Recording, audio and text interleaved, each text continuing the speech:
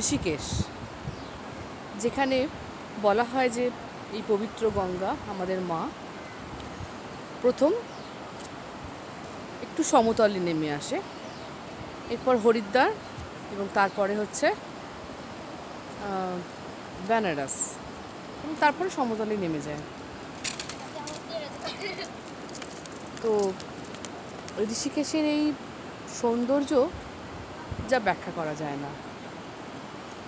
আমি এসে প্রায় 1 মাস 10 দিন মতো থাকলাম, বা থাকি আমি এখানে এসে, যে কোনো আশ্রমে আমি এখানে থাকি এসে। ভালো লাগে, কোর্সগুলো কমপ্লিট করি। ছোট ছোট প্রচুর কোর্স করানো হয় এখানে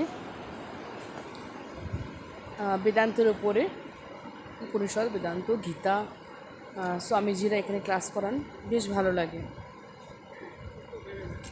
কিন্তু আমি আরও বেশি ভালো লাগে এখানকার সৌন্দর্যটা। গঙ্গার সামনে এত সুন্দর একটা সৌন্দর্য। আমি একটু দেখাই আপনাদেরকে। আমার সামনে আমার আশ্রমটা হচ্ছে এইদিকে আমার আশ্রমটা। আমি আগের বারে ছিলাম শিবানন্দ আশ্রমে কিছুদিনের জন্য, দিন 15। তারপর আমি এসেছি শ্রী দয়ানন্দ সরস্বতী আশ্রমে, যেখানে আমি শ্রী অনুভবানন্দজির ক্লাসগুলো করলাম, রিট্রিটটা করলাম। খুব ভালো লাগলো করে। এই প্রথমবার করলাম, ইচ্ছে রইল আরও করব। তা আমি আপনাদেরকে একটু গঙ্গাটা শেয়ার করি।